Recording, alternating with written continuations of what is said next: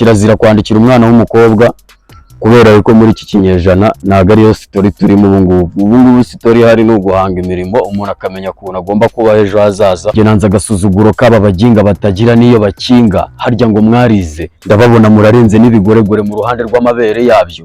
Dore disi ni igipedi kirasekeje ni kibizi pe akazi karyoshye nikaburamo umugambanyi mbere yo gufata ikaye ndabanza gukaya nze mubwire ko ntacyo twaye ko guseka atari ugushinyika intare yatamiye nyamiruhukira mu ijigo ndaje ndaguca nk'amarangi ya Mekiko. Ese ubundi nka wize ku kihe kigo? Ese ubuheruka mu rugo wacaye kwa inshuti na mugo abana wujuje mu rugo uzamenya ko atari byiza wifashe mu mugongo. Umva umuhungu wahaza amashaza n'umumenyera hora kwishaza nubwo bugoma nibwapfa kunsaza aske ngaho urarenze nibaguha amashyi bongereho na radore nagusumbiye ubugari. Iyi si ni ngari niga iyi si ni ngari niga. Je nemera abantu bagera nko muri batatu ba hip hop nemera kabisa. Harimo Ishkeveni ndamwemera bya danje, hakazamo Bushari nawe ndamufana Oji, hakazamo na Kivumbi King. Hip hop yiwe ndayikunda cyane. Wimenyera menye uko ngenda namenye ko gusekera ubutabishaka bindwariza amenyo nubwo bwanucisha mu nyo nk'umukara wo mu rubingo. Urashaka kwigira nyiri ubugingo kandi nawe ukiri ku mukingo. Iba ibindi bidashobotse nkajya nkora kwikaye nkayikoresha kuko abazi ko hari imizigo wenda ushobora kuba wateruye icyo kintu urakizira gutera amakofi nta kundi urihangana inkono ukaziryamira kandi uri burare n'ingange. Naho ikindi ni ukuba uri burare hanze utazi ahantu uri burare noneho hari ukurara ingange ntunasinzire kuko ubara yuko uwanyiraho naho ashobora kugusohoramo. Ushobora kurara mu ngange ariko atari yawe. Usibye guhita musaba ko yahita njyana studio tugakora imirongo nta n'ikindi. Kabambari ni izina nakunze kwitwa n'abantu b'imihanda nje kubasobanuza neza barambwira ngo ni umuntu uba warigize ikigomeke ariko gihe ntabwo nigize ikigomeke ahubwo nuko iryo zina barinyise bitewe n'ukuntu babonaga ubuzima ncamo bukomeye naho bwari butaniye na Kabambari.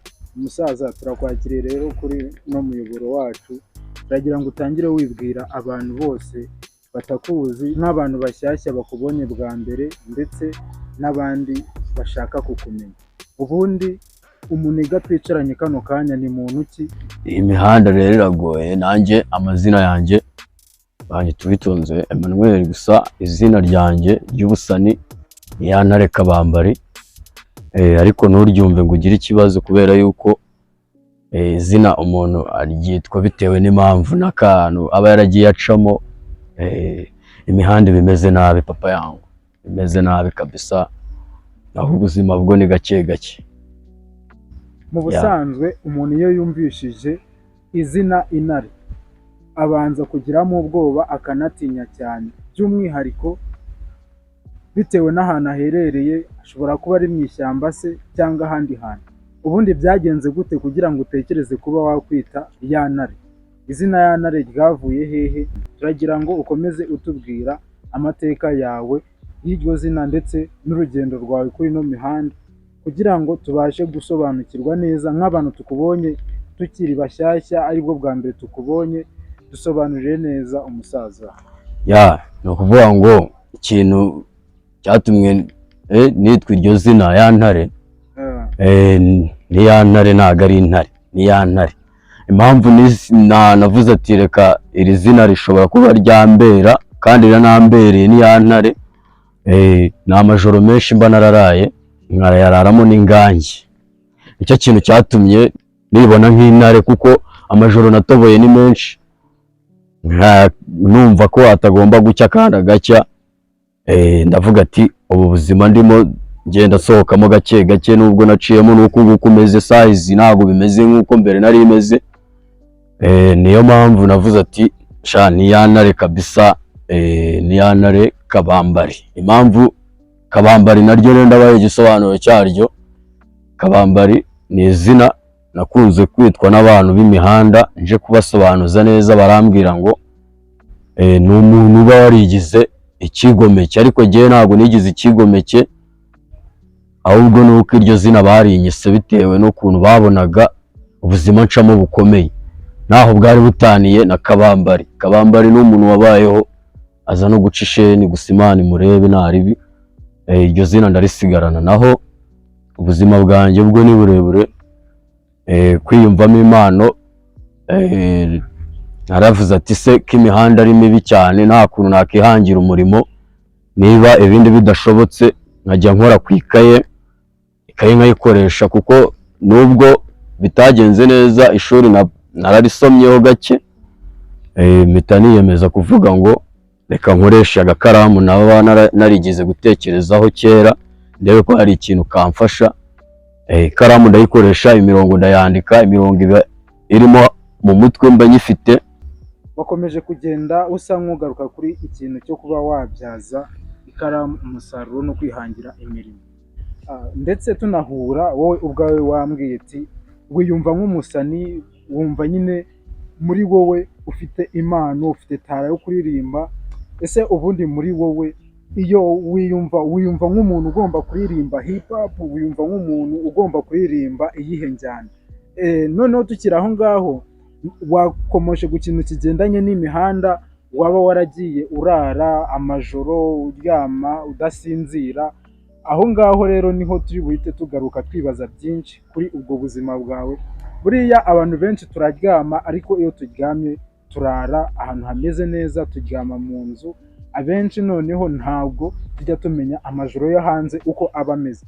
Ese wowe muri ayo majoro waraye, ni ikihe kintu kidasanzwe waba warahuriye nacyo hanze cyangwa se muri ayo majoro? Amajoro umuntu arayarara, gusa ibintu umuntu ahuriramo bigenda bitandukanye. Nanjye ibintu mba narahuriyemo nabyo ni byinshi, nko kurara hanze, nko kurara ukubitwa n'abantu muhuye mutari mufitanye na gahunda, kubera ko akubonye uri kugenda hanze, nawe yaba afite stress nyinshi, yakubonye ahita kwiyongoza, abazi ko hari imizigo wenda ushobora kuba wateruye.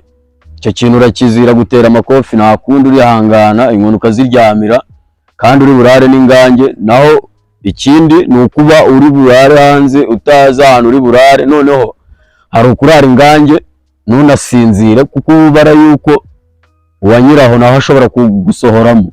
Ushobora kurara mu ngange ariko atari iyawe.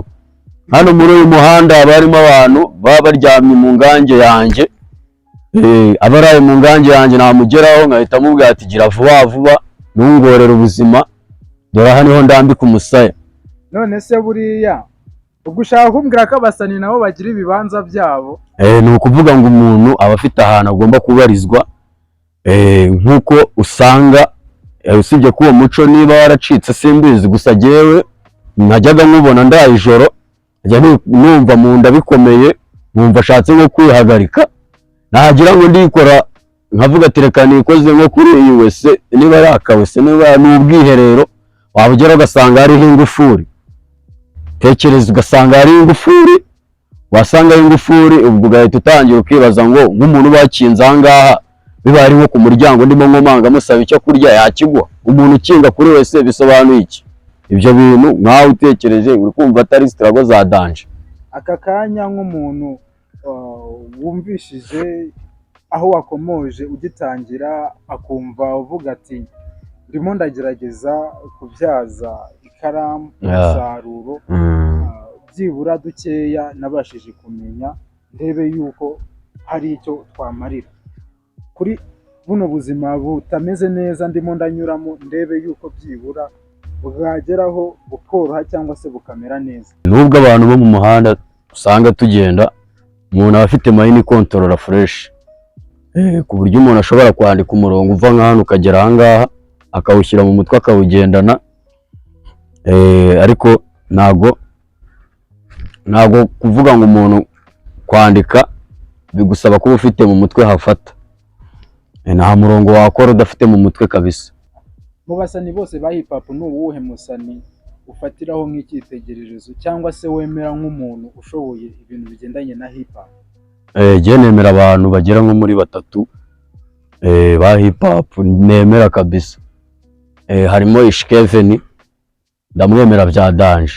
Hakazamo Bushari, nawe ndamufana Oji. Hakazamo na Kivumbi King, hip hop yiwe ndayikunda cyane. Ako Bushari bikaba karusho. ndamwemera fo cyane Bushari ku buryo imirongo yiwe mba numva ari nk'umuntu nagera hafi. Uramutse ubaye umwe mu bantu bahura na Bushari kano kanya, ni ikihe kintu wakihutira guhita umubwira? Usibye guhita musaba ko yahita njyana studio tugakora imirongo nta n'ikindi, kuko Bushari ndamwemera cyane cyane, noneho imirongo yiwe yo irancange kamvanga, numva nanjye ngomba kuba nakora imirongo nk'iyiwe kabisa, kuko Bush ndamwemera, ndi umufana wiwe bya danje. Abantu babarara nabo bagira amabifu, nanjye ntago nabura umuntu twaba twaragiranye bifu akanyandikira nanjye nkaba namusubiza, ako tukabinyuza mu ndirimbo, nta byo guhura nk'abagore ngo duterane amagambo wapi. Uvuze ngo kwandikira, njye mitangira ngo ni bwa buryo abantu bakoreshaga bandikirana, ngo wenda ni nk'umubebe wabaga urimo urandika. Oya, kirazira kwandikira umwana w'umukobwa, kubera yuko muri iki kinyejana ntago ariyo story turimo ubu ngubu. Ubu ngubu story ihari ni uguhanga imirimo, umuntu akamenya ukuntu agomba kuba ejo hazaza.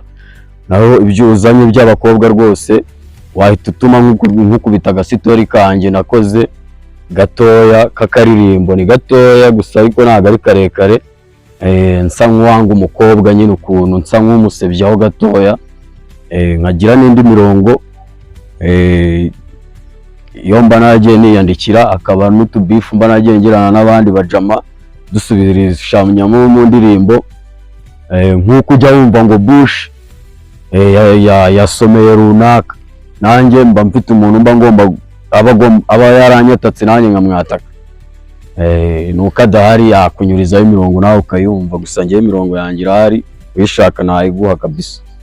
Turasiraho gatoya nk'abantu tunyotewe n'iyo tara yawe, tubanze tunumve neza koko tunasesengure ibigendanye n'iyo mpano yawe, n'abantu barimo barareba kano kanya iyi video baze kujya muri comment kugira ngo baze kutubwira uburyo babibona, by'umwihariko niba hari n'umuntu ushobora kuba yagufasha mu bigendanye no gukora indirimbo, mube mwahuza hanyuma abe yagufasha ujye muri studio ubashe gusohora uwo murongo wawe. Gusa biraza guterwa n'uburyo abantu bari bwumve koko niba iyo tara ihari, nibasanga tara ntayihari nawe urabyumva, ntabwo abantu bashobora kuba bashora mu bintu bitazaba byarira umusaruro. Reka twumve niba hari umuntu ushobora gufata impano yawe ayigire business, cyangwa se abe yayigira igicuruzwa kigezweho muri runo ruganda rwa music. Naravutse nisanga mu Kigoma, abanzi n'abakunzi bamvugiriza ingoma, aha sinahaguma kuko genuruka ingoma, ushaka umfate nk'akagoma, uravuga ubugoryi turagukoma, abasaza n'abacecuru bavuza ingoma, numeze mukome, navuze uwo nkoma, bose bigize rukomyi, nimugishaka gukora mwigiza abagome, abagome, abanzi mwamfashe mu ijosi, mungubanye ijosi, mubonye ngiye guca gasheni munsuka amaji, mubeshya ko muri amaji,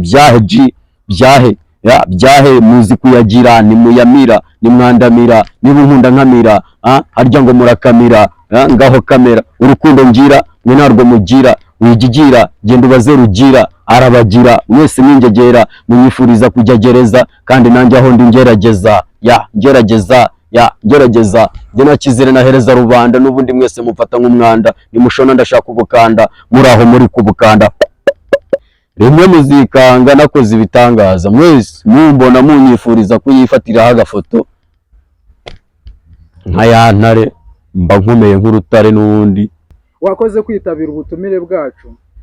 Abantu bakurebye rero bibuke bagufollowing kuri social media zawe, izi sawa urimo urakoresha izi social media, cyangwa se na social media wari watangira gukoresha? Njye ntabwo ndatangira kubikoresha, ariko hari urubuga rwaciye ibintu nta muntu utarukoresha, banza n'uruhinja rwaraye ruvutse, ubu ngubu agatelefone niba se yakamuhereje aruriho, TikTok rwose niyo warara umva, na mega z'ubuntu kuri Airtel barazitanga, ushatse ujyeho undebe, wandebera ubuntu humura, ariko ukande ku gatima wa mugabo, niba uri n'umugore ugashyireho, niba uri umukobwa ugashyireho, dore ndi umusore, niba uri umwana ugatereho, turi mu rugero rumwe wagashyiraho, ndabemera oji ni ya ntare kabambare.